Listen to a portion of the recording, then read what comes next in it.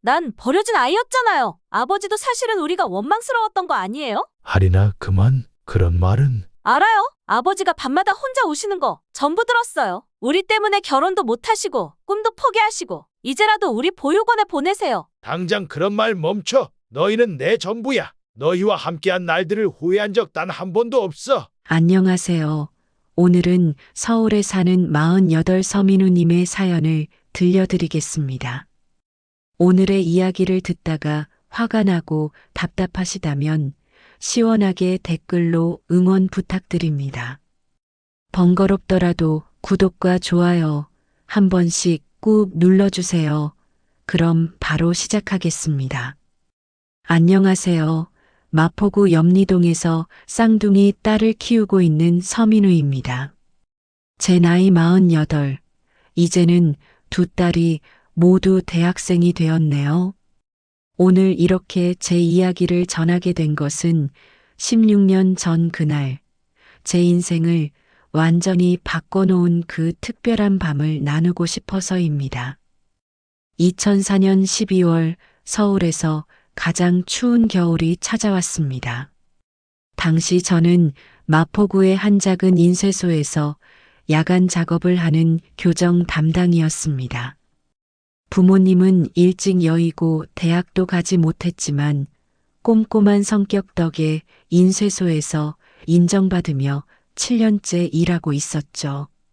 월급은 적었지만 야근 수당으로 근근히 살아가고 있었습니다.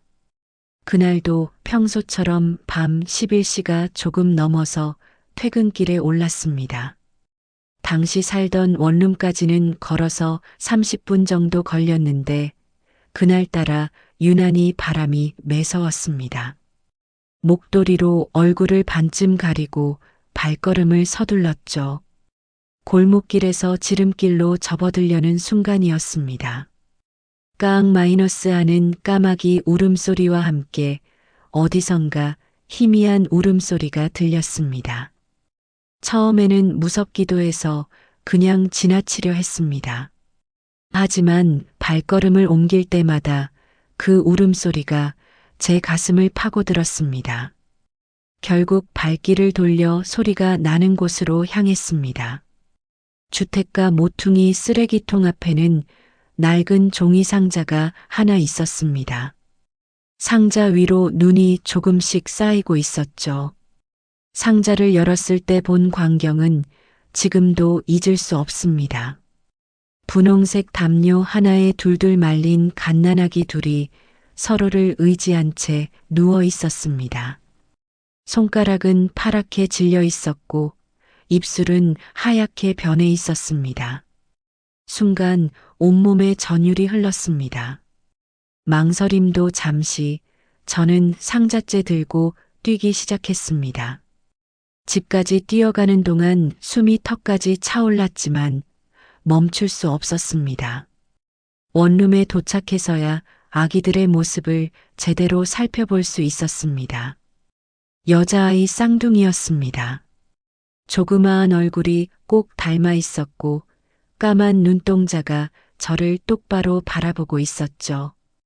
떨리는 손으로 담요를 바꿔 감싸주고 제 작은 전기장판 위에 아기들을 뉘었습니다. 체온이 돌아오자 아기들은 작은 손가락으로 제 손을 꼭 잡았습니다. 그 순간 알았습니다. 이것이 운명이라는 것을. 32살 늘 혼자라고 생각했던 제게 찾아온 기적이었습니다. 보육원에 보내는 것이 현명한 선택일 수도 있었겠지만 그럴 수 없었습니다. 부모님께 받은 사랑을 이 아이들에게 돌려주고 싶었습니다. 그렇게 저는 준비도 없이 두 아이의 아버지가 되었습니다. 지금 생각해보면 무모했던 결정일 수도 있었지만 그때의 선택을 단 한 번도 후회한 적은 없습니다. 제 인생에서 가장 잘한 일이었으니까요. 아기들을 데려온 다음 날, 저는 처음으로 회사에 휴가를 냈습니다. 평소 꼬박꼬박 출근하던 제가 갑자기 휴가를 내자 사장님은 의아해 하셨지만 몸이 안 좋다는 핑계로 이틀을 쉴 수 있었습니다. 첫 번째로 한 일은 아기들의 이름을 짓는 것이었습니다. 밤새 고민한 끝에 첫째는 서아린, 둘째는 서아율이라고 이름 지었습니다. 하늘에서 내린 선물이라는 의미로 하를 넣었고 각각 말글린과 반길유를 써서 밝고 기쁨 가득한 아이들로 자라길 바라는 마음을 담았습니다. 다음은 생필품을 구하는 일이었습니다. 근처 마트에서 기저귀와 분유를 사면서 처음으로 현실감이 밀려왔습니다. 적은 월급으로 두 아이를 키울 수 있을까 하는 걱정이 들었지만 후회할 겨를이 없었습니다. 당장 아기들이 먹고 자는 것이 먼저였으니까요. 원룸 구석에 있던 작은 서랍장을 아기 침대로 개조했습니다. 수건으로 바닥을 푹신하게 깔고 제가 쓰던 이불을 잘라 담요를 만들었죠. 분유는 인터넷을 보며 배웠습니다. 물 온도부터 시작해서 분유 타는 법, 소독하는 법까지 하나하나 익혀갔습니다. 가장 큰 문제는 아기들을 혼자 두고 출근해야 한다는 점이었습니다. 다행히 옆집에 사시는 김할머니께서 도움의 손길을 내밀어 주셨습니다. 평소 인사만 드리던 사이였는데 아기들 울음소리를 듣고 찾아오셨다가 사정을 알게 되셨죠. 할머니는 제 사정을 듣고는 흔쾌히 낮에 아기들을 봐주시겠다고 하셨습니다. 친척이라고 속이고 주민센터에 출생신고도 했습니다. 불법이란 걸 알면서도 어쩔 수 없는 선택이었습니다. 아이들에게 제 성을 물려주고 싶었고 정식으로 우리 가족이 되길 바랐으니까요. 매일 밤 2~3시간씩 자면서도 힘들다고 생각하지 않았습니다.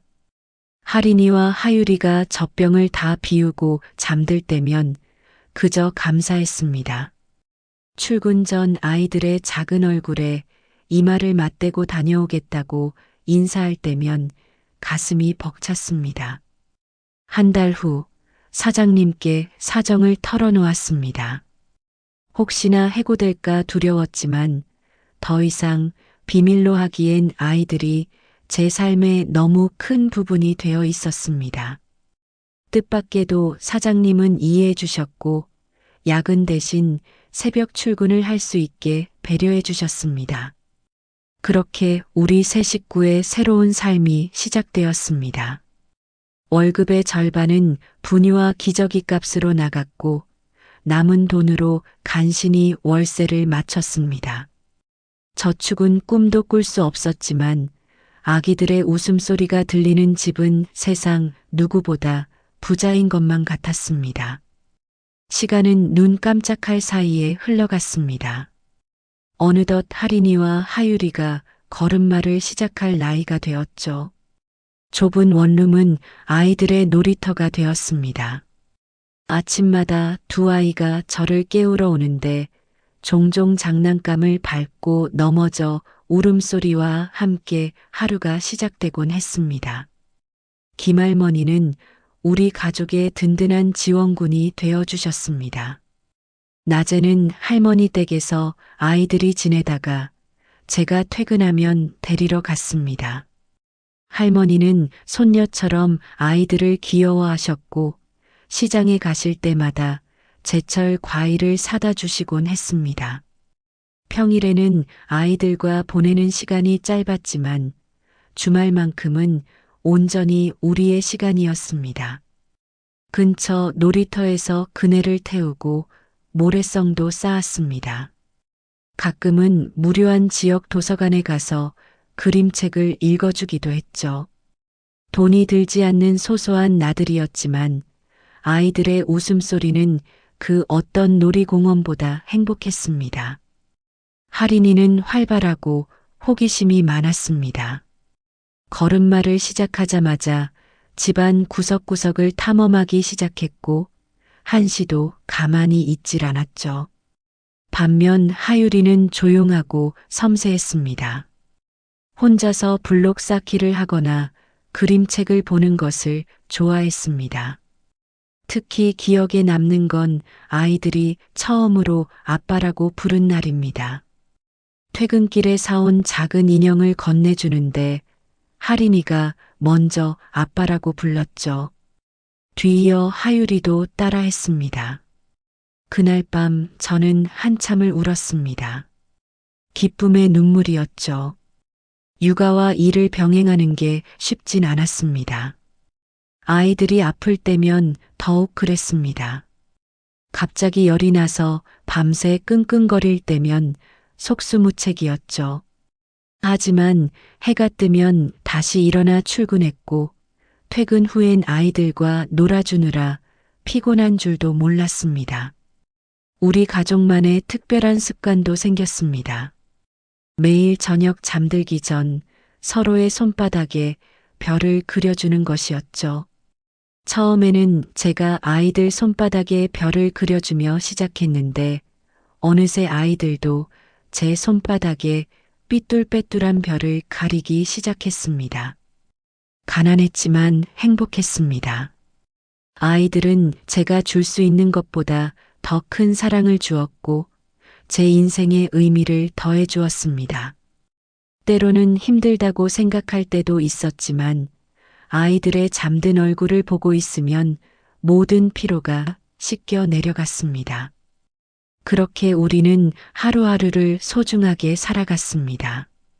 아이들이 5살이 되던 해, 저는 인생에서 가장 큰 도전을 맞이했습니다. 바로 아이들을 유치원에 보내는 일이었습니다. 그동안 김할머니의 도움으로 버텨왔지만 이제는 또래와 어울리며 자라야 할 시기였습니다. 처음 유치원을 알아볼 때는 막막했습니다. 대부분의 유치원에서 엄마의 상담을 요구했고 양부모 가정이라는 점에 의구심을 보였습니다. 10군데가 넘는 유치원을 찾아다닌 끝에 마침내 우리 사정을 이해해주는 곳을 찾았습니다. 원비를 맞추기 위해 주말에도 일을 시작했습니다. 인쇄소 일이 끝나면 근처 편의점에서 야간 아르바이트를 했죠. 잠은 더욱 줄었지만 아이들이 좋은 환경에서 자랄 수 있다는 생각에 힘이 났습니다. 첫 등원날 하린이는 설렘에 들떠 있었지만 하율이는 불안해했습니다. 새로운 환경에 적응하는 속도가 달랐던 거죠. 하린이는 금세 친구들을 사귀었지만 하율이는 혼자 그림을 그리며 시간을 보냈습니다. 한 달쯤 지났을 때였습니다. 유치원 교사로부터 전화가 왔습니다. 하율이가 자신의 그림 일기에 계속 엄마를 그린다는 내용이었습니다. 까만 머리에 예쁜 여자가 웃고 있는 모습을 매일 그렸다고 합니다. 그날 밤 하율이를 안고 많이 울었습니다. 제가 채워줄 수 없는 빈자리가 있다는 걸 처음으로 절실히 느꼈기 때문입니다. 하지만 아이들은 제 예상보다 훨씬 강했습니다. 하린이는 유치원 활동에서 늘 적극적이었고 하율이도 점차 마음을 열기 시작했습니다. 참관 수업 날 하율이가 그린 가족화에는 아빠 한 명과 아이들 둘이 손을 잡고 활짝 웃고 있었습니다. 그림 위에는 세상에서 가장 행복한 우리 가족이라고 적혀 있었죠. 김할머니는 이제 우리 가족의 할머니가 되어주셨습니다. 명절이면 할머니 댁에 가서 떡국도 먹고 세배도 드렸습니다. 아이들은 할머니를 친할머니라고 부르며 따랐고 할머니는 손주들을 위해 맛있는 반찬을 늘 준비해 주셨습니다. 유치원 생활은 우리 가족에게 새로운 희망이 되었습니다. 아이들은 점점 더 밝게 자라났고 저는 두 아이의 아빠로서 더욱 단단해져 갔습니다. 때론 힘들고 지칠 때도 있었지만 아이들의 웃음소리는 언제나 저를 일으켜 세우는 힘이 되었습니다. 초등학교 입학을 앞두고 우리는 큰 변화를 맞이했습니다. 좁은 원룸을 떠나 좀 더 넓은 빌라로 이사를 했습니다. 아이들이 자신만의 공간을 가질 수 있게 해주고 싶었거든요. 보증금을 마련하기 위해 밤낮 없이 일했던 2년간의 노력이 드디어 결실을 맺은 순간이었습니다. 새 집은 아이들의 초등학교와 가까웠습니다. 김할머니 댁과는 조금 멀어졌지만 주말마다 찾아뵙기로 약속했죠. 할머니는 이사 오는 날 손수 담근 김치와 밑반찬을 한 아름 들고 오셨습니다.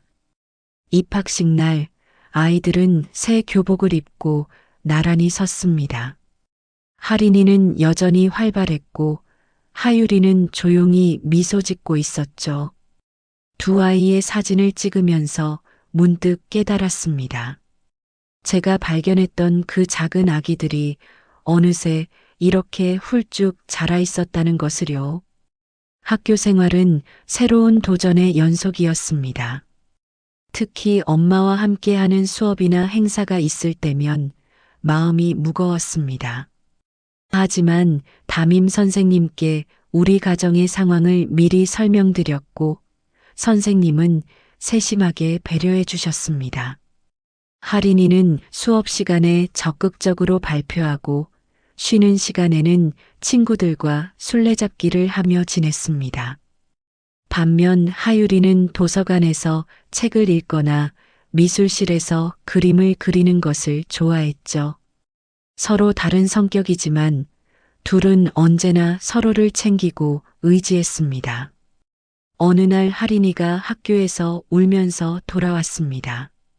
친구들이 우리 가족에 대해 이상하다고 수군거렸다는 거였죠. 그날 저녁 아이들과 오랜 시간 이야기를 나눴습니다.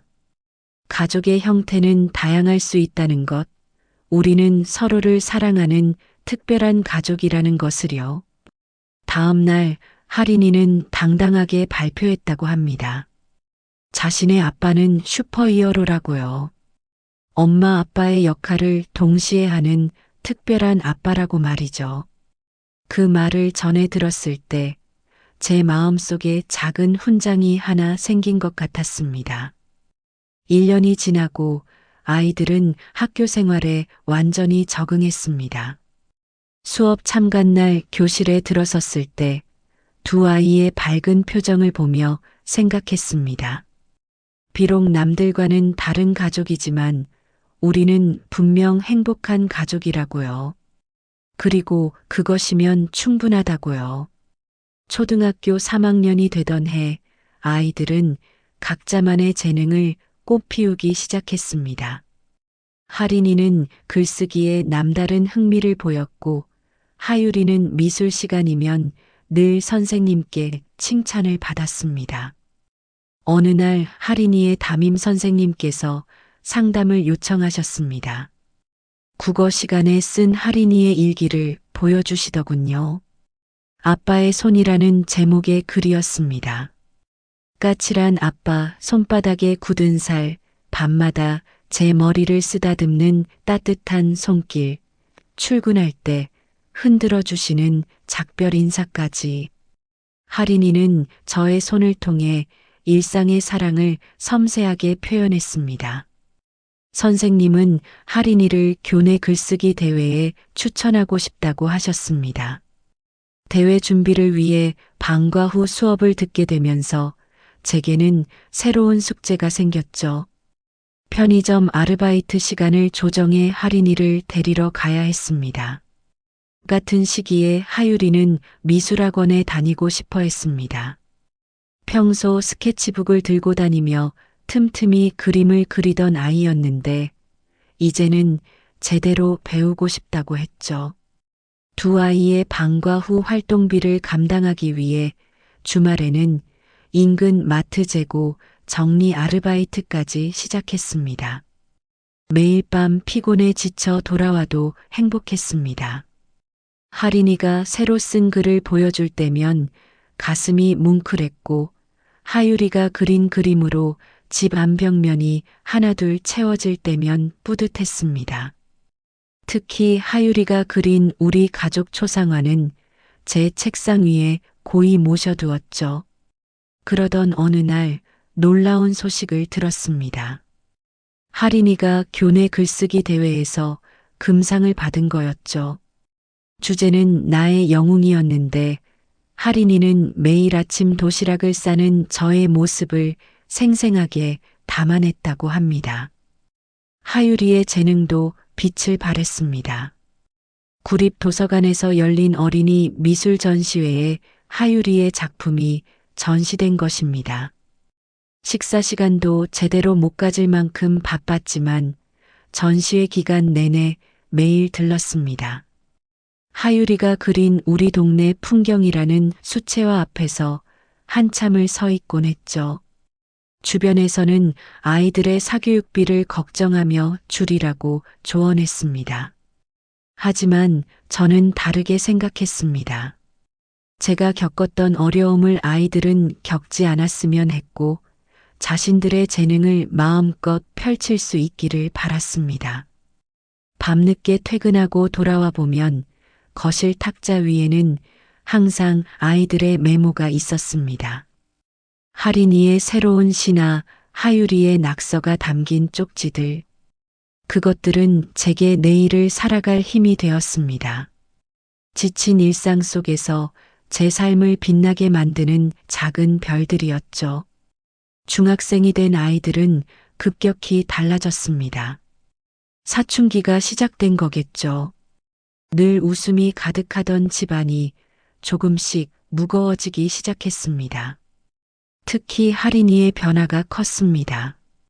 이전처럼 활발하게 이야기를 하지 않았고 종종 방문을 잠그고 혼자만의 시간을 보내곤 했습니다. 가장 큰 변화는 서로를 부르는 호칭이었습니다. 어느 날부터 하린이가 저를 아빠 대신 아버지라고 부르기 시작했죠. 무언가 서먹한 느낌이 들었지만 청소년기의 자연스러운 모습이라 생각하며 이해하려 노력했습니다. 하유리는 여전히 그림을 그렸지만 그림의 분위기가 달라졌습니다. 밝고 따뜻했던 색감은 사라지고 어둡고 차가운 톤이 줄을 이뤘습니다. 미술 선생님께서는 사춘기 아이들의 자아, 성찰이 그림에 반영된 것 같다고 말씀하셨습니다. 그러던 어느 날 하린이의 독서 일기장을 우연히 보게 되었습니다. 한부모 가정의 아이들이라는 책을 읽고 쓴 감상문이었는데 마지막 문장이 가슴을 울렸습니다. 우리 아빠는 내게 아빠이자 엄마이지만 아빠에게는 누가 아빠이자 엄마가 되어줄까? 하린이는 제 삶을 걱정하고 있었던 겁니다. 밤늦게까지 일하는 저를 위해 몰래 도시락을 싸두었고 주말 아르바이트를 그만두라며 용돈을 줄이겠다고 했습니다. 그제야 알았습니다. 아이들의 차가워 보이는 겉모습 속에 따뜻한 마음이 자라고 있었다는 것을요. 하유리도 마찬가지였습니다. 어느 날 하굣길에 우연히 마주쳤는데 친구들과 웃으며 걸어오던 하유리가 저를 발견하고는 달려와 안겼습니다. 친구들 앞이라 부끄러웠을 텐데 아랑곳하지 않고 제 허리를 꼭 껴안더군요.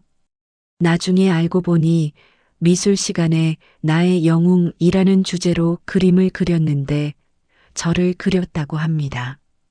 중학교 2학년 여름방학, 우리는 처음으로 가족여행을 떠났습니다. 근처 바다로 당일치기 여행이었지만 아이들에게는 특별한 추억이 되었습니다. 하린이는 그날의 기억을 시로 썼고 하유리는 석양이 지는 바다를 수채화로 남겼습니다. 힘들었던 사춘기를 지나며 우리는 더욱 단단해졌습니다. 아이들은 자신들만의 방식으로 성장했고 저는 그들의 성장통을 이해하려 노력했습니다. 때로는 서툴고 어설펐지만 서로를 향한 사랑은 변함없었습니다. 오히려 더 깊어졌다고 할까요? 말로 표현하지 않아도 마음으로 느낄 수 있는 그런 사랑이었습니다. 고등학교 입학을 앞두고 아이들과 긴 대화를 나눴습니다. 하린이는 문예창작과에 진학하고 싶다 했고 하유리는 미술대학을 목표로 했습니다. 남들이 보기에는 불안정한 길일 수 있었지만 저는 아이들의 선택을 전적으로 지지했습니다. 꿈을 포기하게 하고 싶지 않았거든요. 하린이는 학교 문예부 기장이 되었습니다. 교내 문예지 발간을 맡아 밤늦게까지 원고를 검토하고 편집하는 일을 즐거워했죠. 어느 날은 제 출근길 도시락에 시가 한 편 끼워져 있었습니다. 아빠의 점심시간이라는 제목의 시였는데 혼자 도시락을 먹는 제 모습을 상상하며 썼다고 하더군요. 하유리는 미술실에서 보내는 시간이 더 많아졌습니다. 입시 준비를 위해 실기 연습에 매진했고 교내 미술대회에서 연이어 수상했습니다. 특히 가족의 초상이라는 작품은 전교 1등을 차지했죠. 저와 하린이가 식탁에 앉아 이야기를 나누는 모습을 따뜻한 색감으로 담아낸 그림이었습니다.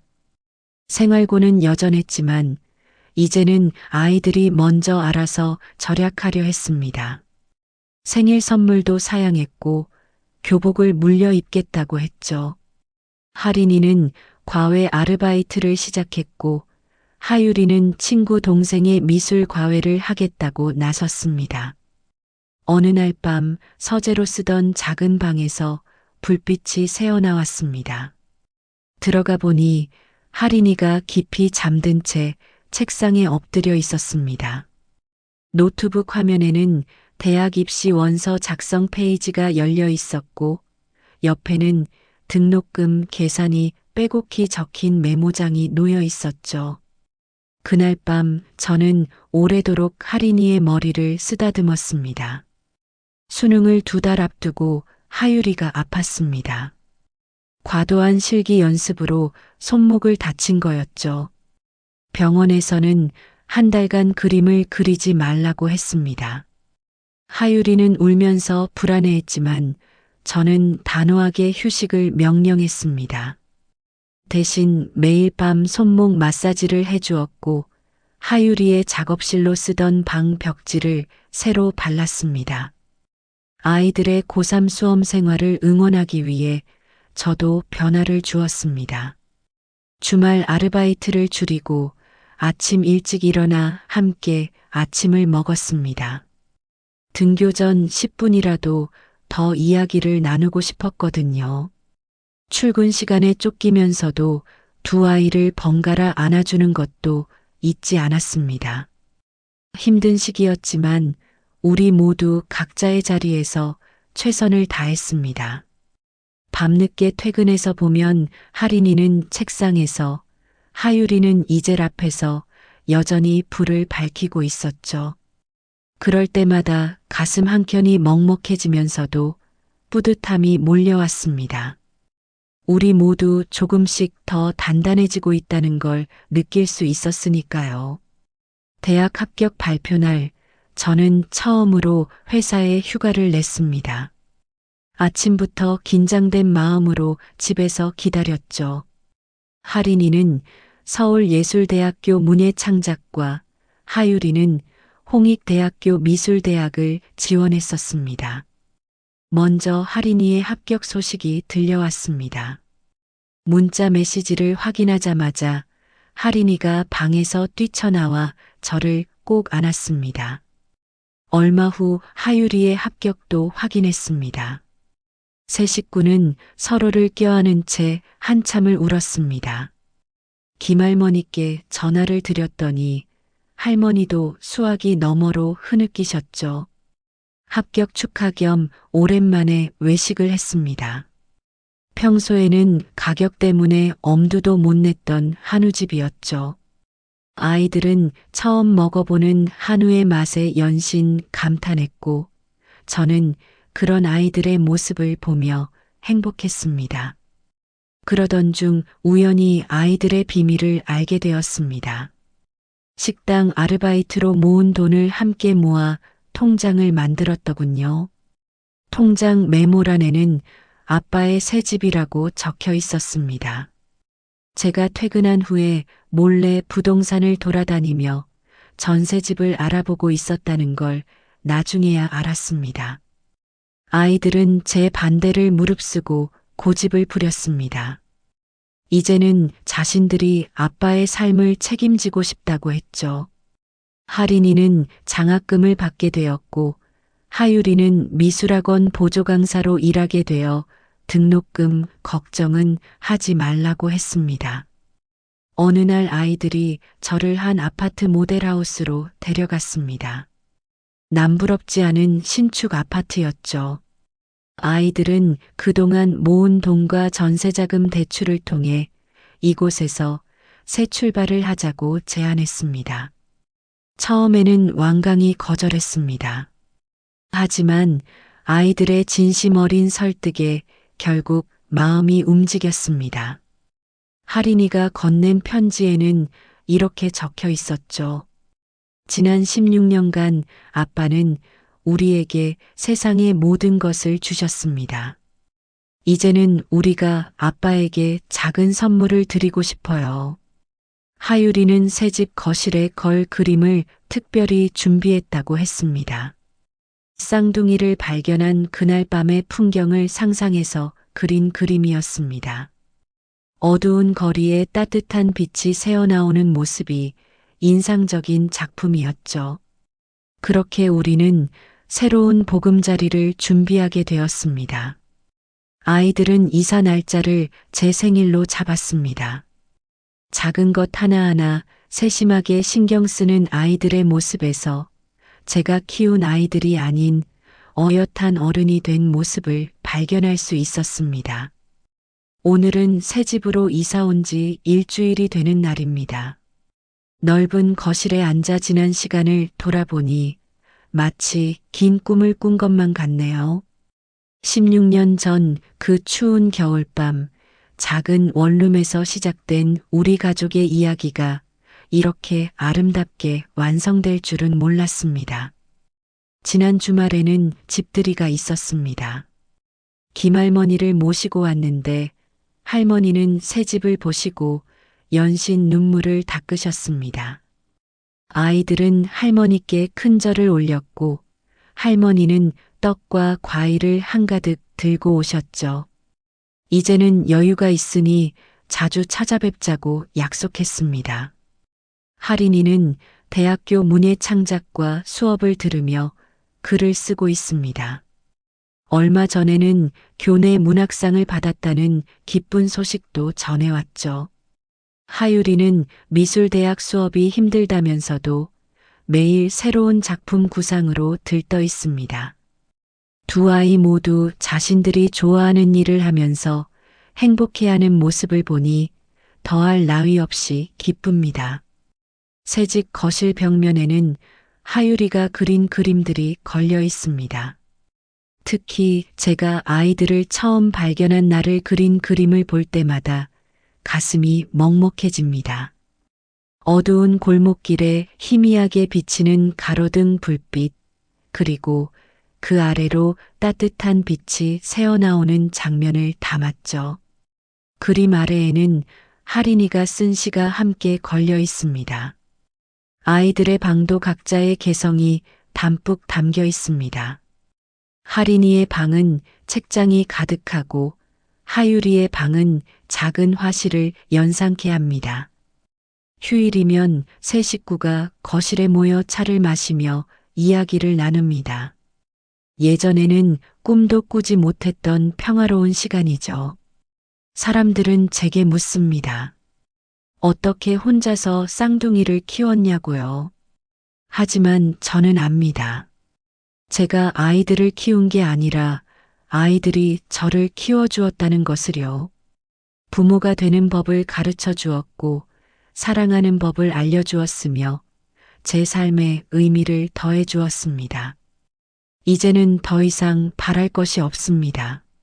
매일 아침 출근할 때 아이들과 인사하고 저녁에 돌아와 함께 식사하는 이 소소한 일상이 제게는 최고의 선물입니다.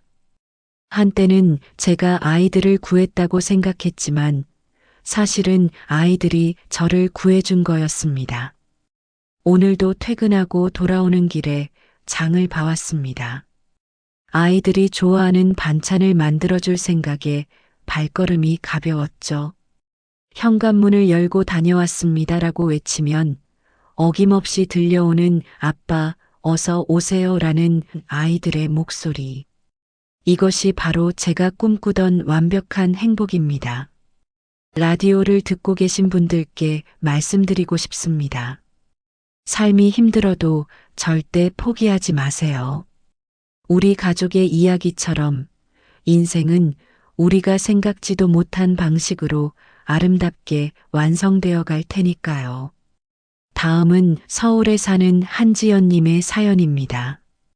2019년 12월 서울대학교 병원 응급실은 유난히 한산했습니다. 매서운 한파 경보로 인해 거리에는 발길이 뜸했고 응급실의 차가운 형광등 아래에는 평소보다 적은 환자들만이 있었습니다. 저는 응급실 수간호사로서 야간 근무를 시작한 지 2시간째였고 막 순찰을 마치고 간호사실로 돌아왔을 때였습니다. 진한 커피 한 잔을 막 들었을 때 휴대폰이 울렸습니다. 화면에 찍힌 발신자 이름은 민영이었습니다. 대학교 간호학과 시절부터 20년 가까이 함께한 친구였고 매달 한 번씩은 꼭 만나 서로의 근황을 나누던 사이였습니다. 하지만 이 늦은 시간의 전화는 분명 평소와는 달랐습니다. 수화기 너머로 들려온 민영이의 목소리는 희미했습니다. 강원도로 가는 고속도로에서 차가 전복되었다는 것, 깊은 눈 속에 차가 파묻혀 있다는 것, 그리고 구조대를 기다리고 있다는 내용이었습니다. 마지막으로 민영이는 7살 쌍둥이 동현이와 동준이를 제가 맡아달라는 부탁을 했습니다. 그 순간 전화는 끊어졌고 아무리 다시 걸어도 연결되지 않았습니다. 즉시 고속도로 순찰대와 구급대에 연락했지만 민영이는 결국 다른 지역 응급실에서 새벽을 넘기지 못했다는 소식이 전해왔습니다. 2년 전 난소암으로 남편을 잃고 홀로 쌍둥이를 키우던 민영이였기에 마지막 순간까지 아이들 걱정뿐이었을 것입니다. 그날 밤 근무는 제 인생에서 가장 긴 시간이었습니다.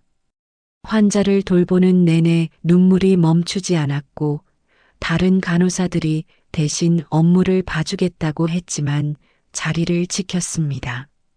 3개월 전 7년간의 결혼 생활을 마무리하고 이혼한 후 저는 병원 근처 작은 원룸에서 혼자 살고 있었습니다. 불임 판정을 받은 후 깊어진 남편과의 갈등으로 헤어졌고 아이를 가질 수 없다는 현실을 받아들이며 살아가던 중이었습니다. 장례식장에서 처음 만난 쌍둥이는 생각했던 것보다 더 작고 여려 보였습니다. 까만 장례식장 양복이 더욱 도드라지게 만드는 창백한 얼굴, 민영이를 똑 닮은 큰 눈으로 저를 바라보는 아이들의 모습에서 이것이 운명이라는 것을 직감적으로 알 수 있었습니다. 동현이는 조금 더 까무잡잡했고 동준이는 하얀 얼굴이었지만 두 아이 모두 민영이의 또렷한 눈매를 닮아 있었습니다. 장례를 마치고 퇴근길에 탄 택시 안에서 처음으로 확고한 결심이 섰습니다. 작은 원룸, 빠듯한 월급, 불규칙한 근무 시간 등 준비된 것은 아무것도 없었지만 민영이의 마지막 부탁을 지켜야 했습니다. 게다가 쌍둥이의 다른 친척들은 모두 아이들을 맡기를 거부한 상태였습니다.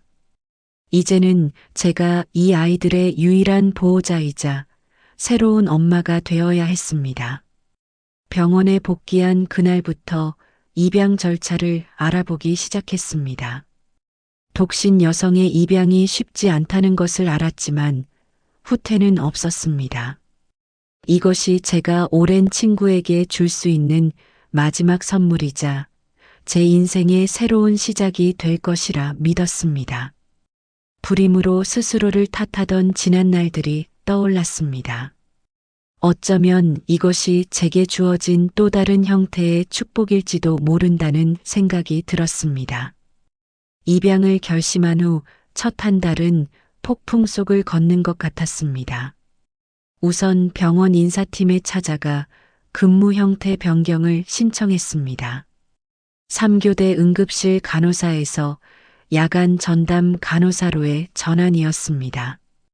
밤 근무만 하면 낮에는 아이들과 시간을 보낼 수 있을 거라 계산했습니다. 다음은 주거 문제였습니다. 10평 원룸에서 세 식구가 살 순 없었기에 병원에서 조금 더 먼 곳으로 이사를 결정했습니다. 보증금은 이혼 위자료로 받은 돈을, 월세는 야간 수당으로 충당하기로 했습니다. 새로 구한 집은 20평형 빌라였고 아이들 방과 제 방을 분리할 수 있었습니다. 입양 절차는 예상보다 복잡했습니다. 독신 여성의 입양이라는 점, 게다가 한 번에 두 아이의 입양이라는 점에서 담당 공무원들의 시선은 회의적이었습니다. 하지만 민영이의 유언과도 같은 부탁이 있었고 제가 안정적인 직장인이라는 점이 긍정적으로 작용했습니다. 그러던 중 예상치 못한 변수가 찾아왔습니다. 전 남편이 갑자기 나타난 것입니다. 입양 소식을 어디서 들었는지 병원까지 찾아와 재결합을 제안했습니다. 아이들을 키우려면 혼자서는 힘들 것이라며 자신도 새로운 가족을 원한다고 했습니다.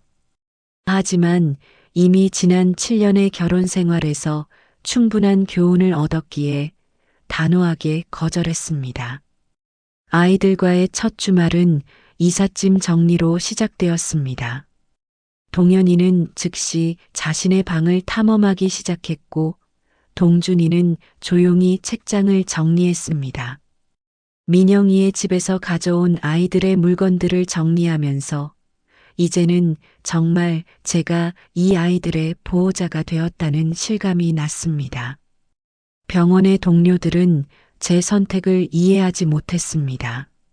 안정적인 삶을 포기하고 왜 남의 아이를 키우려 하느냐는 질문이 이어졌습니다. 하지만 응급실에서 생과 사의 경계를 매일 목격하는 우리에게 삶이란 게 과연 계획대로만 흘러갈 수 있는 것인지 되묻고 싶었습니다.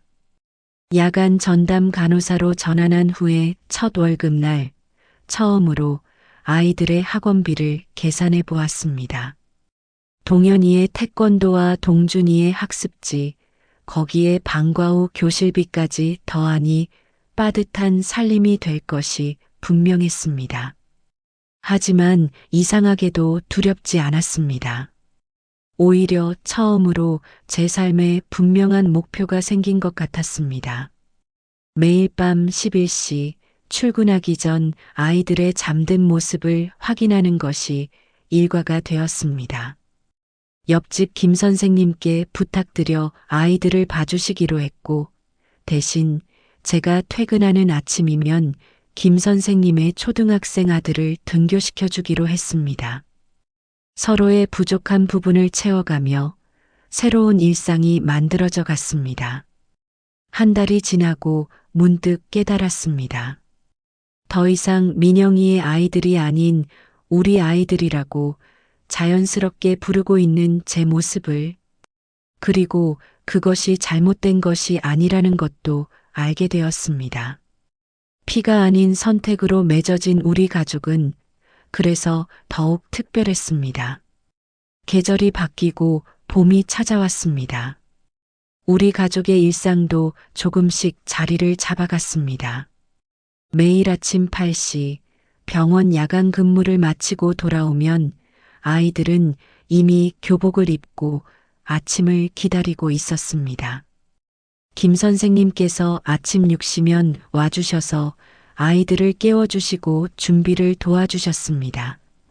아침 식사 시간은 우리 가족의 유일한 대화 시간이었습니다. 졸린 눈을 비비면서도 서로의 하루 일정을 공유했고 밤사이 있었던 응급실의 특별한 일들도 이야기해 주었습니다. 동현이는 매일 2그릇의 밥을 비웠고 동준이는 늘 국물부터 천천히 마셨습니다. 아이들을 학교에 데려다 준 후에는 잠깐의 자유시간이 있었습니다. 이 시간에는 장을 보거나 집안일을 했습니다. 때로는 병원 행정 업무를 처리하기도 했고 아이들 학교의 알림장을 확인하며 준비물을 챙기기도 했습니다. 오전 11시면 어김없이 잠자리에 들었고 오후 5시에 일어나 아이들의 학교를 맞이했습니다. 동현이는 학교 체육 시간마다 두각을 나타냈습니다. 특히 달리기와 구기 종목에서 항상 1등을 했고 담임 선생님께서는 운동선수의 재능이 있다고 평가하셨습니다. 반면 동준이는 수업 시간에 늘 바른 자세로 앉아 필기를 했고 수학과 과학 과목에서 두드러진 성적을 보였습니다.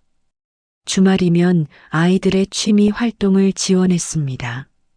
토요일 오전에는 동현이와 함께 근처 공원에서 달리기를 했고 오후에는 동준이와 도서관에 갔습니다. 일요일은 온전히 집에서 보내며 다음 주를 준비했습니다.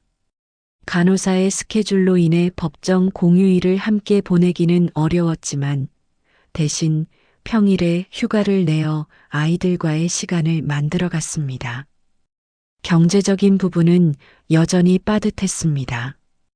야간 수당으로 생활비를 충당했지만 아이들의 교육비와 생활비를 모두 감당하기에는 늘 부족했습니다. 그러나 아이들은 어른스럽게도 이런 상황을 이해했습니다. 문방구에 가더라도 꼭 필요한 것만 골랐고 음식도 남기지 않으려 노력했습니다. 가장 큰 변화는 제 생활 패턴이었습니다. 밤낮이 바뀐 생활로 인해 종종 피로가 쌓였고 때로는 중요한 학부모 모임에 참석하지 못해 미안한 마음도 들었습니다. 하지만 아이들은 오히려 저를 걱정했습니다. 동현이는 제가 잠든 시간에는 조용히 움직였고 동준이는 알람을 맞춰 제 기상 시간을 챙겨주었습니다. 어느 날 동준이의 공책에서 우리 가족을 그린 그림을 발견했습니다. 한 명은 밤에 일하는 엄마, 한 명은 운동하는 형, 그리고 책을 읽는 자신을 그린 그림이었습니다. 서로 다른 시간에 각자의 일을 하고 있지만 모두가 함께 웃고 있는 그림이었습니다. 그제야 깨달았습니다. 완벽하진 않지만 우리는 이미 충분히 행복한 가족이었다는 것을. 평화로운 일상도 잠시 입양한 지 6개월 만에 첫 번째 위기가 찾아왔습니다. 전 남편이 법원에 입양 무효 소송을 제기한 것입니다. 독신 여성의 입양 자격이 부적절하다는 것, 특히 야간 근무를 하는 간호사가 미성년자 2명을 양육하기에는 부적합하다는 것이 주된 이유였습니다. 소장을 받아든 날 병원 옥상에서 홀로 밤하늘을 바라보며 오랜 시간을 보냈습니다. 전 남편은 우리의 불임 문제로 이혼을 결정했던 사람이었습니다. 그런 그가 갑자기 아이들의 양육권에 관심을 보이는 이유를 이해할 수 없었습니다. 나중에 알게 된 사실이지만 전 남편의 현재 애인이 아이들을 자신들이 키우고 싶다고 제안했다고 합니다. 법적 공방은 예상보다 격렬했습니다. 매주 변호사 사무실과 법원을 오가며 제 양육 능력을 증명해야 했습니다. 야간 근무 중에도 아이들의 생활 관리가 완벽하게 이루어지고 있다는 것을 보여주기 위해 김 선생님의 도움으로 일지를 작성했고 학교 선생님들의 탄원서도 준비했습니다. 그러던 중 병원에서도 문제가 발생했습니다. 인력 구조 조정의 일환으로 야간 전담 간호사 제도를 폐지한다는 것이었습니다. 이는 곧 다시 3교대 근무로 돌아가야 한다는 의미였고, 그렇게 되면 아이들과의 생활 패턴을 완전히 바꿔야 했습니다. 동료 간호사들이 먼저 나서 주었습니다. 야간 전담 제도의 필요성을 주장하는 서명운동을 시작했고, 병원 노조와의 협상도 진행했습니다. 특히 응급실 과장님께서 적극적으로 도와주셨습니다. 야간 전담 간호사들의 경험과 숙련도가 응급실 운영에 얼마나 중요한지를 경영진에게 설득력 있게 설명해 주셨습니다. 법원 판결을 기다리는 동안 아이들의 태도도 달라졌습니다. 평소 활발하던 동현이는 무슨 생각을 하는지 자주 멍하니 있었고, 동준이는 밤에 악몽을 꾸고 깨는 일이 잦아졌습니다. 아이들은 제가 모르게 서로 걱정을 나누었다고 합니다. 혹시 자신들 때문에 제가 힘들어하는 건 아닌지, 이대로 헤어져야 하는 건 아닌지 두려워했다고 합니다. 결정적인 순간은 법정 심리 과정에서 찾아왔습니다. 판사가 아이들의 의견을 직접 듣고자 했고, 동현이가 떨리는 목소리로 이야기했습니다. 지난 6개월간 자신들이 얼마나 행복했는지, 비록 밤에는 엄마가 일하지만 낮에는 늘 함께 있어 좋다고 말입니다. 동준이는 조용히 고개를 끄덕이며 형의 말에 동의했습니다. 결국 법원은 입양을 인정했고 병원 측도 야간 전담 제도를 유지하기로 결정했습니다. 두 개의 난관을 동시에 넘어선 그날 밤 처음으로 아이들과 함께 울었습니다. 그동안 혹시나 아이들이 불안해할까 강한 척 했었는데 더는 그럴 필요가 없었습니다. 우리는 진짜 가족이 되었고 그 누구도 이 사실을 부정할 수 없었습니다. 초등학교 4학년이 된 아이들의 재능이 뚜렷하게 드러나기 시작했습니다. 동현이는 교내 체육대회에서 단거리 달리기 신기록을 세웠습니다. 운동장을 가로지르는 동현이의 모습은 마치 날개를 단 것 같았고 결승선을 통과하는 순간의 환한 미소는 지금도 생생합니다. 체육 선생님의 권유로 동현이는 육상부에 들어갔고 매일 아침 운동부 훈련에 참여했습니다. 이른 훈련 시간 때문에 제가 퇴근하자마자 동현이를 학교에 데려다 주어야 했습니다. 피곤했지만 아이의 꿈을 위해서라면 감수할 수 있었습니다. 동준이의 재능은 과학 시간에 빛을 발했습니다. 특히 인체와 관련된 수업에서 남다른 관심과 이해력을 보였습니다. 제가 간호사라는 점이 영향을 미쳤는지 인체 구조와 질병에 대해 끊임없이 질문을 했습니다. 과학 선생님은 동준이가 앞으로 훌륭한 의료인이 될 것이라고 예상하셨습니다. 주말이면 동현이는 구립운동장에서 특별훈련을 받았고 동준이는 과학도서관에서 시간을 보냈습니다. 각자의 관심사가 달랐지만 두 아이는 서로를 응원했습니다. 동준이는 형의 모든 육상대회에 참석해서 응원을 했고 동현이는 동생의 과학경시대회 준비를 위해 밤늦게까지 함께 깨어 있었습니다. 육상부 운영비와 과학실험 키트 구입비로 생활은 더욱 빠듯해졌습니다. 주말 당직을 추가로 서서 수입을 늘렸고 제 용돈을 줄여 아이들의 교육비를 마련했습니다. 병원의 선배 간호사님께서 야간 근무를 가끔 바꿔주시기도 했습니다. 어느 날 동현이가 다리에 심한 통증을 호소했습니다. 과도한 훈련으로 인한 성장통이었습니다. 발견이 늦었다면 큰 부상으로 이어질 수 있었는데 다행히 제가 간호사였기에 초기에 발견하고 치료할 수 있었습니다. 그날 이후로 동현이의 컨디션 관리에 더욱 신경을 썼고 전문적인 운동 처방을 받아 관리했습니다. 동준이는 과학 시간에 배운 내용을 토대로 가족 건강 프로젝트를 시작했습니다. 우리 가족의 식단을 분석하고 야간 근무를 하는 저의 수면 패턴을 차트로 만들었습니다. 심지어 형의 운동 기록과 피로도를 꼼꼼히 기록하며 최적의 훈련 시간을 찾아내려 노력했습니다. 첫 전국 소년체전 예선 날이었습니다. 동현이는 긴장한 모습이었지만 동준이가 만든 경기 전 컨디션 체크리스트를 하나하나 확인하며 마음을 가다듬었습니다. 결과는 놀라웠습니다. 동현이는 지역 예선에서 1위를 차지했고 곧바로 전국대회 출전권을 획득했습니다. 그해 겨울 동준이도 전국학생과학 발명대회에서 은상을 수상했습니다. 운동선수의 피로도를 측정하는 간단한 장치를 발명한 것이었습니다. 시상식장에서 동준이는 형의 운동을 돕고 싶어서 시작한 프로젝트였다고 말했습니다. 서로 다른 재능을 가진 두 아이가 이렇게 서로를 이해하고 도우며 성장하는 모습에 가슴이 벅차올랐습니다. 중학교 입학을 앞둔 겨울, 예상치 못한 사건이 발생했습니다.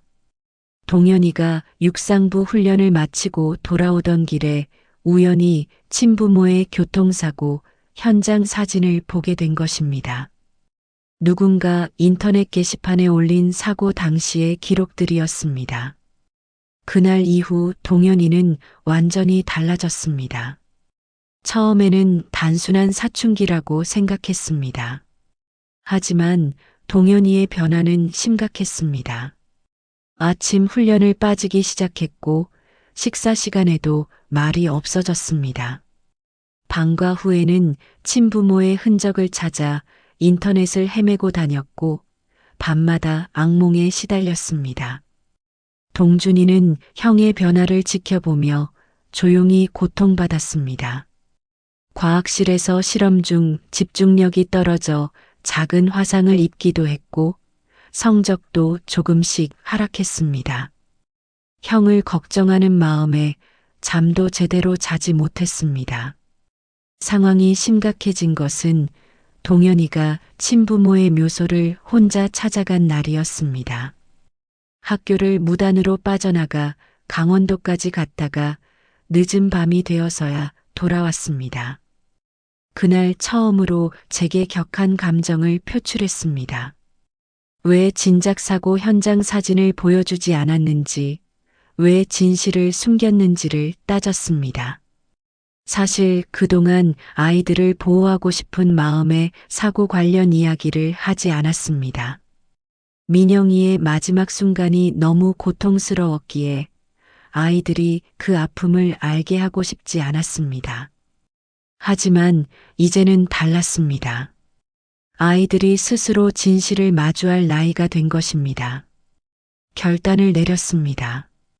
병원 기록과 경찰 조서, 그리고 민영이가 제게 남긴 마지막 음성 메시지를 아이들에게 들려주었습니다. 마지막 순간까지 아이들을 걱정하던 민영이의 사랑을 전했습니다. 동현이는 일주일간 학교에 가지 않았습니다. 방 안에 틀어박혀 울기도 하고 때로는 벽을 치며 분노를 표출하기도 했습니다. 동준이는 매일 형의 방 앞에서 밤을 지새웠고 저는 그런 아이들을 바라보며 무력감에 시달렸습니다. 전환점은 뜻밖의 순간에 찾아왔습니다. 동현이의 방에서 우연히 발견한 일기장에는 친부모와 저를 향한 복잡한 감정이 고스란히 담겨 있었습니다.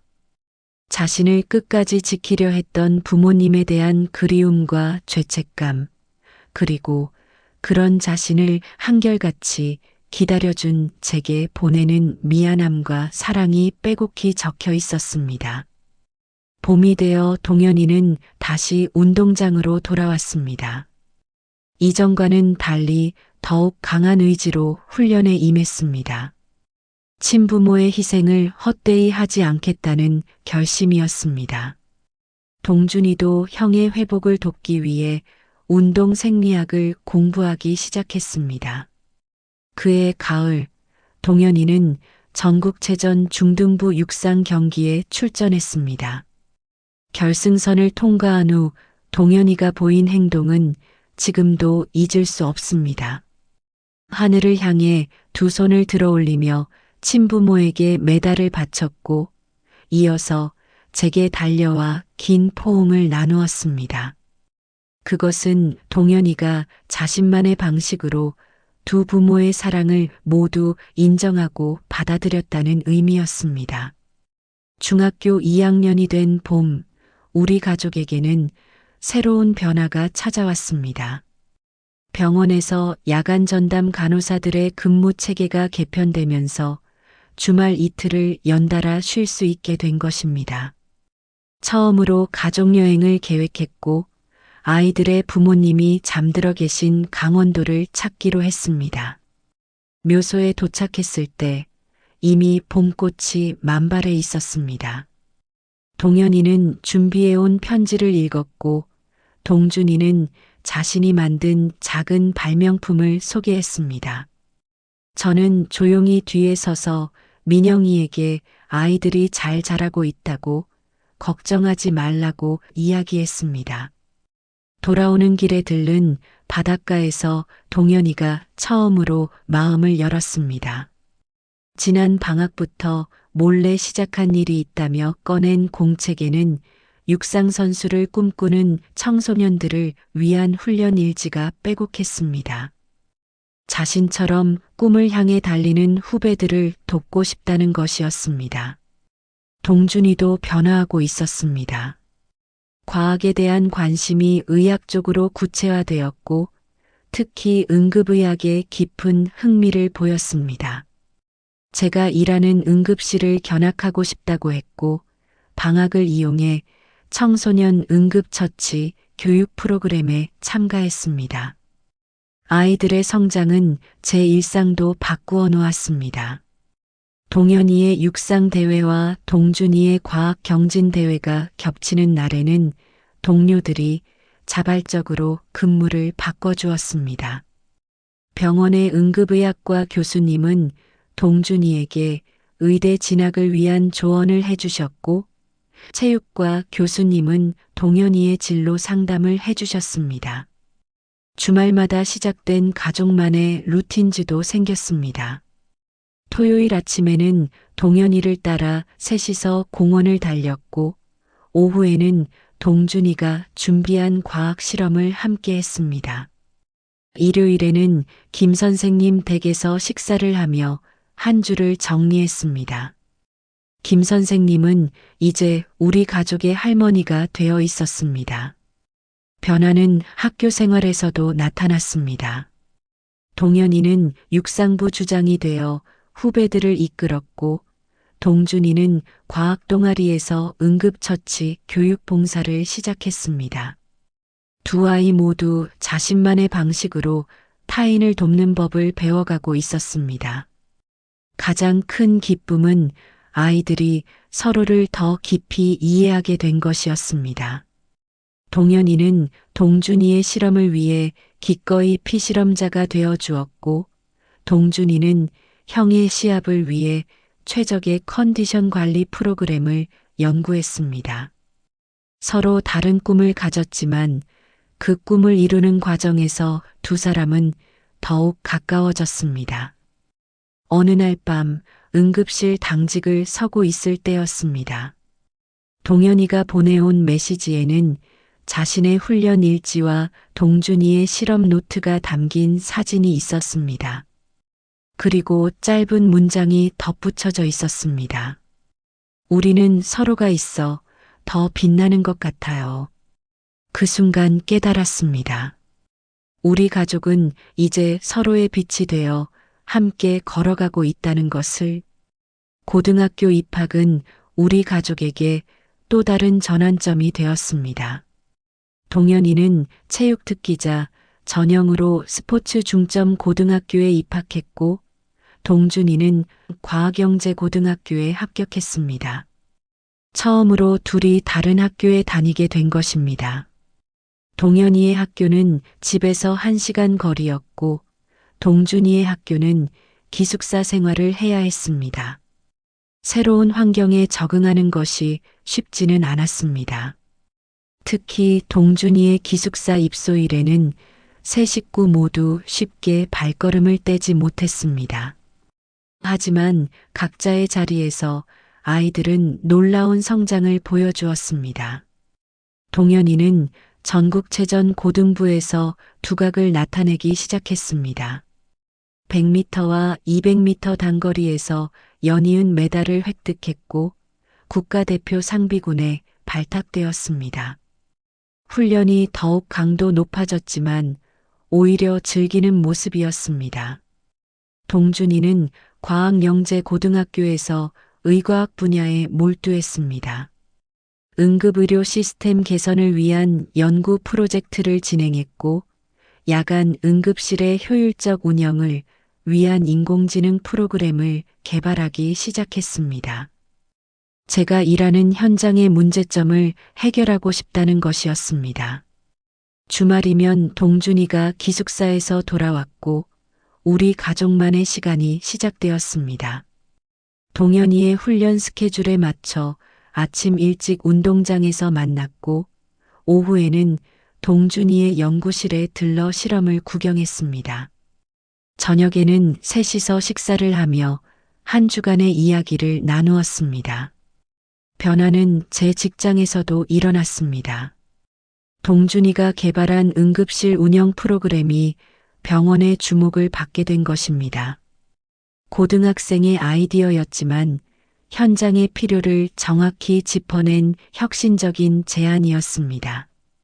응급의학과 교수진들은 이 프로그램의 실제 도입을 검토하기 시작했습니다. 동현이의 성과도 주목할 만했습니다. 전국체전에서 금메달을 따고 돌아온 날 학교에서 특별한 제안을 받았습니다.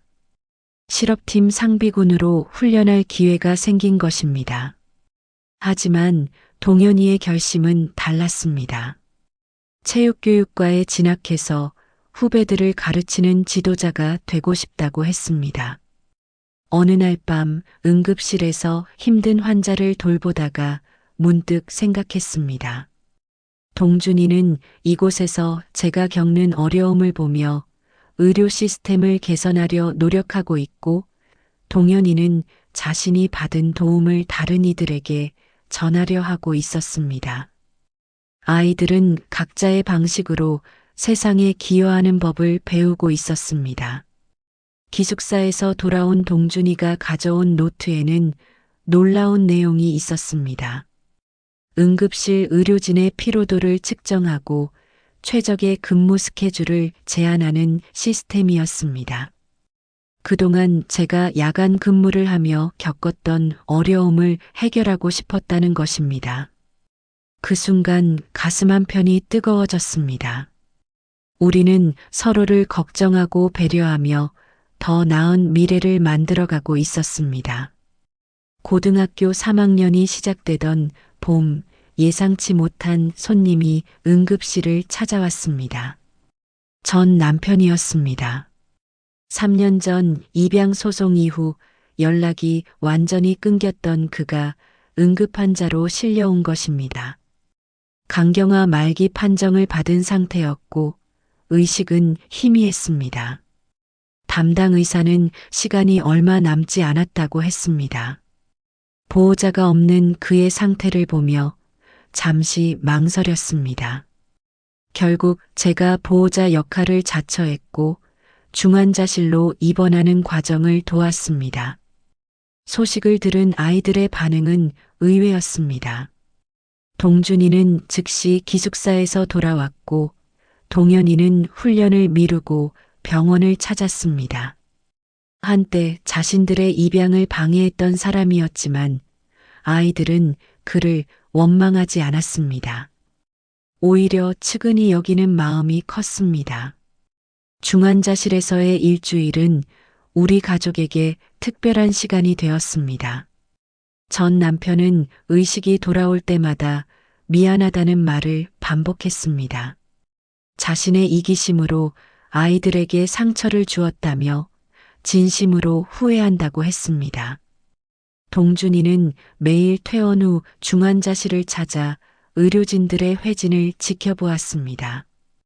위급한 순간에도 침착하게 환자를 돌보는 의사들의 모습에서 자신의 미래를 그렸다고 했습니다. 동현이는 전 남편의 손을 잡고 자신의 육상 이야기를 들려주었습니다. 의식이 없는 순간에도 계속해서 이야기를 건넸습니다. 병세가 급격히 악화되던 날 밤, 전 남편이 마지막 의식을 되찾았습니다. 떨리는 손으로 입양 취소 소송 관련 서류를 내밀었습니다. 그동안 보관해온 모든 서류를 폐기하고 싶다는 것이었습니다. 더 이상 우리 가족의 걸림돌이 되고 싶지 않다고 했습니다. 장례식은 조용히 치러졌습니다. 아이들은 처음으로 장례 절차를 경험했고 생명의 유한함을 마주했습니다. 동준이는 이 경험이 의사의 길을 선택한 결정적 계기가 되었다고 후에 고백했습니다. 전 남편과의 마지막 만남은 우리 가족에게 뜻밖의 선물이 되었습니다. 아이들은 용서와 화해의 의미를 배웠고 저 역시 오래된 감정의 매듭을 풀 수 있었습니다. 무엇보다 가족의 의미를 다시 한번 생각하게 된 시간이었습니다. 장례를 마친 후 돌아오는 차 안에서 동준이가 조용히 말했습니다. 의과대학에 진학해서 반드시 좋은 의사가 되겠다고. 동현이도 결심을 밝혔습니다. 자신이 받은 사랑과 용서를 운동을 통해 다른 이들에게 전하겠다고. 그들의 마음속에서 새로운 씨앗이 움트고 있었습니다. 대학 입시를 앞둔 겨울, 우리 가족에게 특별한 순간이 찾아왔습니다. 동현이는 체육교육과 수시 전형에 합격했고 동준이는 의과대학 수시 모집에서 최종 합격했습니다. 두 아이가 각자의 꿈을 향해 첫 발을 내딛는 순간이었습니다. 합격 소식을 들은 날 밤 병원에서는 작은 축하 파티가 열렸습니다. 응급실 동료들은 지난 10년간 우리 가족의 여정을 함께 지켜봐준 증인들이었습니다. 김 선생님도 찾아오셔서 축하의 마음을 전하셨습니다. 늘 곁에서 아이들을 돌봐주신 이웃이자 할머니였습니다. 졸업식 날 두 학교를 오가며 찍은 사진들은 제 인생에서 가장 빛나는 순간으로 남았습니다. 동현이는 체육특기자 대표로 답사를 했고 동준이는 과학영재고 수석 졸업생으로 연설을 했습니다. 두 아이 모두 민영이를 닮아 환한 미소로 단상에 섰습니다. 그날 저녁 아이들이 특별한 선물을 준비했다는 것을 알게 되었습니다. 그동안 각자 아르바이트를 해서 모은 돈으로 제가 근무하는 병원 근처의 아파트 전세 계약금을 마련한 것입니다. 좁은 빌라에서 벗어나 새로운 보금자리로 이사하자는 제안이었습니다. 새 집으로 이사하는 날 짐을 정리하다가 오래된 상자를 발견했습니다. 10년 전 동현이와 동준이를 처음 맡았을 때의 물건들이었습니다. 작아서 입지 못하는 옷들, 첫 번째 운동화, 구겨진 공책들. 시간의 흐름이 고스란히 담겨 있었습니다. 새로운 거실 벽면에는 특별한 공간이 만들어졌습니다. 동현이의 메달들과 동준이의 발명품 상장들이 나란히 걸렸고 그 중앙에는 민영이와 찍은 마지막 사진이 자리 잡았습니다. 우리 가족의 과거와 현재 그리고 미래가 한자리에 모인 듯 했습니다. 대학 입학을 앞둔 마지막 주말, 우리는 다시 한번 민영이의 묘소를 찾았습니다. 이번에는 아이들이 먼저 제안했습니다. 동현이는 자신이 가르칠 미래의 제자들에게 전할 이야기를, 동준이는 환자들을 위해 연구하고 싶은 의료 기술을 이야기했습니다. 각자의 방식으로 세상에 기여하겠다는 다짐이었습니다. 응급실로 출근하는 제 모습을 바라보며 동준이가 말했습니다. 자신이 의사가 되어 돌아올 때까지 이곳을 지켜달라고. 동현이는 체육관에서 훈련할 때마다 퇴근하는 제 모습을 떠올리며 힘을 내겠다고 했습니다. 10년이라는 시간 동안 우리는 서로의 빛이 되어 주었습니다. 처음에는 의무감으로 시작된 인연이었지만 이제는 그 누구보다 단단한 가족이 되었습니다. 피보다 진한 선택의 힘으로 맺어진 우리 가족의 이야기는 여전히 계속되고 있습니다.